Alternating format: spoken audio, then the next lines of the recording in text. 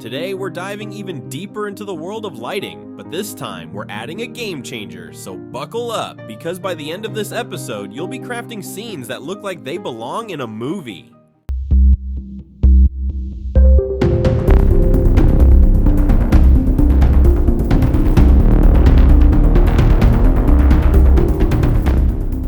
So now we have two teams, one that finds lighting difficult and complex, and another that takes it lightly. The difference between them often lies in how they perceive the scene and understand the relationship between the object's size and the intensity of the lighting.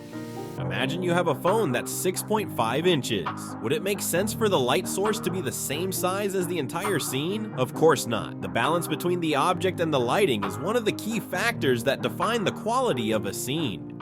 The second issue you might have faced is the angle of the lighting. I won't go into detail about it today, but have you ever wondered about the difference between natural lighting and cinematic lighting?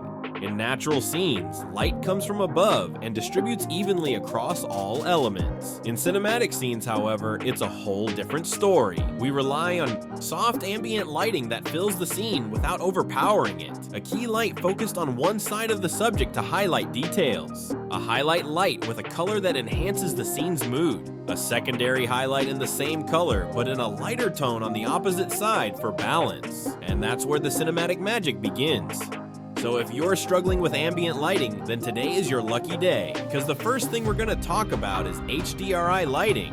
HDRI lighting is one of the fastest and easiest ways to achieve natural and realistic lighting in a scene. It provides rich ambient light with reflections and details without the need to manually add multiple light sources. Simply put, it's a 360-degree panoramic image that contains high dynamic range lighting information, allowing your scene to have soft shadows, natural reflections, and perfectly distributed light. Adding an HDRI to your scene is super simple and fast. Go to the shader editor. Then switch to the World tab since we're modifying the overall environment lighting. As you can see, the default background lighting feels flat and doesn't fully reach every area. Add a new node, Environment Texture, which is responsible for loading the HDRI image and lighting the scene with it. Select your HDRI image, but be careful. It must be in EXR or HDR format to ensure high dynamic range lighting. Then connect the node to the background shader. You'll immediately notice how it's different. Now it's challenge time. I'll show you the scene and you have to tell me how it done.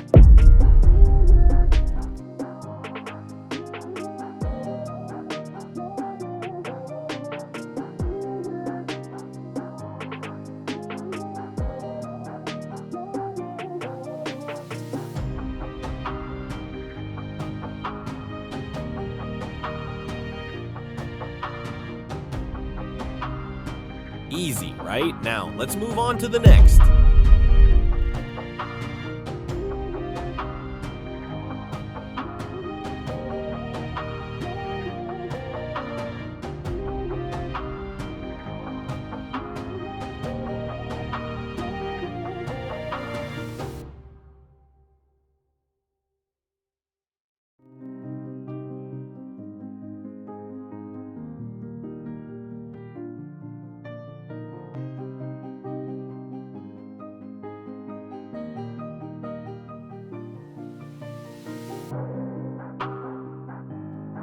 I smell a challenge. Let's take it to the next level.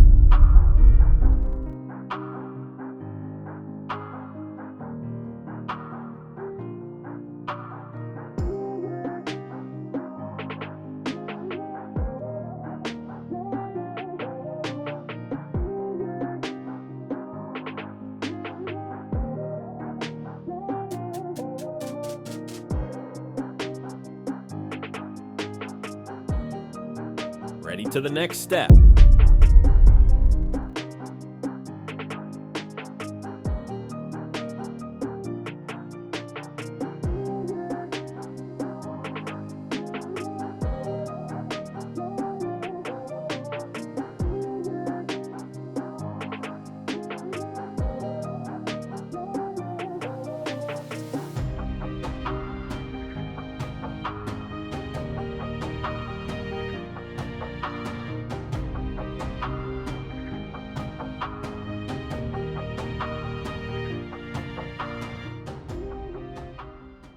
It looks like you're fully ready for any type of lighting now, which takes us to the next step.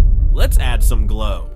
Select the object you want to shine like a star. Head over to the emission settings in the material properties. Crank up the strength value between 2 and 5 to bring out that radiant glow. Choose a color that sets the perfect mood for your scene. Let's add that glow effect to the rest of the objects.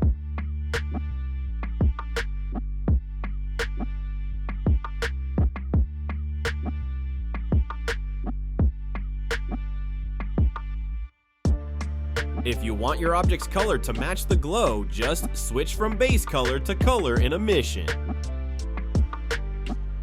If you're not satisfied with the result, no worries. We're still building up the scene. Now let's move on to adding fog to enhance realism and atmosphere. Add a cube in the area where you want the fog to appear. Go to Object Properties, then Viewport Display. Under Display As, select Wire. This way, you can see the fog effect clearly without the cube blocking your view. Create a new material for the cube. Name it Scatter or Fog for easy identification. Hide all objects that don't emit light. This step enhances performance and allows you to focus on lighting and fog effects without slowing down your workflow. Add principled volume to your fog material.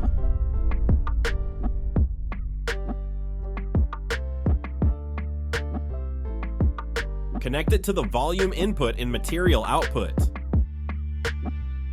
Set density between 0.2 to 0.4, depending on the desired fog intensity. Choose a color that complements the scene for a cinematic touch. Now comes the role of volume scatter. This node helps diffuse light within the fog, adding depth and a natural haze to the scene, making the lighting appear smoother and more immersive. Start by linking the volume scatter node to the volume input in material output.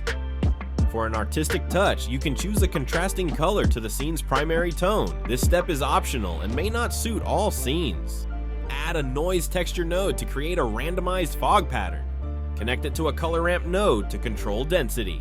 Adjust the color ramp gradient by increasing the contrast between black and white, making the fog gaps more defined and giving the scene a cinematic look. Use Ctrl+T on noise texture so you can easily tweak the settings, then increase the scale value to make the fog distribution more detailed and balanced within the scene. Now let's combine principled volume and volume scatter using a mix shader. Use the factor and mix shader to adjust the influence of each effect.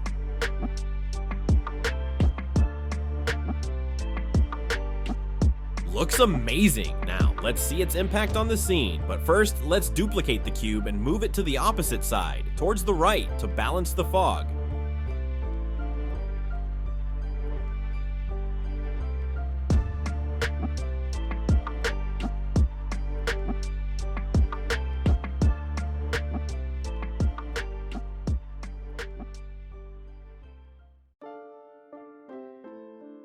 Awesome, but we can refine it even more. Let's remove the unnecessary lights from the scene.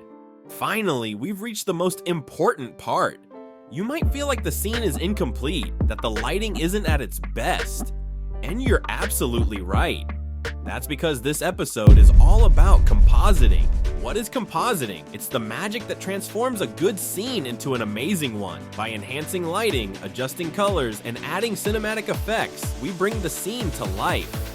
Compositing isn't that different from the shader editor. It's all about nodes, and some are even shared between both. First, enable use nodes, then hit render.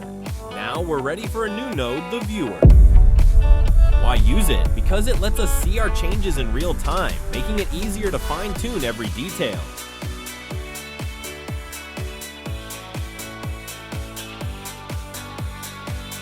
Now it's time for some real magic, the Hue Correct node. It is your secret weapon for fine-tuning colors, allows you to adjust different hues using a curve. The concept is simple. If there's a color you want to highlight, just push it up. If you want to tone it down, lower it. It's all about precise control over your scene's color dynamics.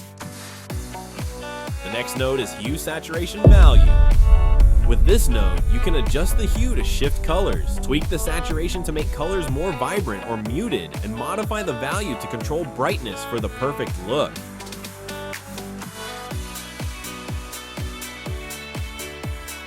The next node is Glare. This node enhances bright areas by applying effects like fog glow, streaks, and ghosts, making your lights pop and giving your scene a stunning cinematic touch. The next node may seem simple, but it's the key to ultimate lighting control. It's brightness and contrast. This node lets you fine-tune your scene's brightness and enhance contrast, making details stand out.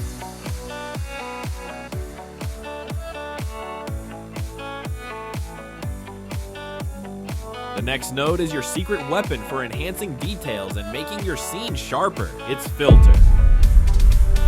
This node allows you to apply various effects, like sharpening or blurring. So, we'll use it twice to achieve the perfect balance in details. First time, we'll select Box Sharpen to enhance fine details and sharpen the scene, but don't forget to reduce Fax to 0.1 or 0.2 to avoid excessive sharpness. Second time, we'll use Soften to add a subtle smoothness, giving the scene a more polished and seamless look. This way, we get the perfect blend of sharpness and softness. Now, let's add some depth to the scene. Go to View Layer and enable Mist and Ambient Occlusion. You'll notice that they've been automatically added to render layers, so let's hit Render again to see their impact on the scene. Let's add 2 color ramp nodes.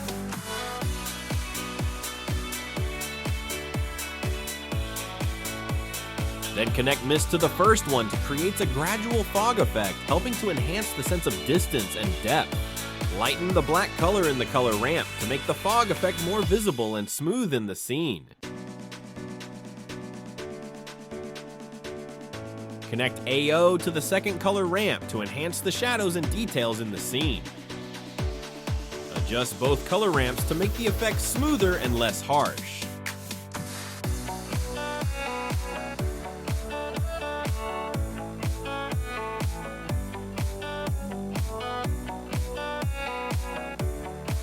The goal is to create a seamless gradient between values, ensuring that details are not overly pronounced, giving the scene a more natural and professional look. Now, let's connect all the nodes together. We use the Mix Color node set to multiply for smooth blending. First, connect the main nodes to the first input. Then, take the first mix color and connect it to the first input of the second mix color. Next, connect the first color ramp to the second input. Finally, connect the last color ramp to the second input of the second mix color. This setup gives us full control over the gradients and lighting in the scene. And with that, we've reached the end of this illuminating journey. I hope you enjoyed exploring lighting and its magical effects. Of course, mastering colors and studying real-world examples takes time. There are no shortcuts, but now you have a solid foundation that will help you unleash your creativity. As for lighting the sword, no need for a special episode because I know you can do it with your eyes closed. But this is not the end. See you soon in the next part, animation, where we'll take our scenes to a whole new level. If you're excited, don't forget to subscribe and hit the notification bell so you don't miss a thing. See you soon.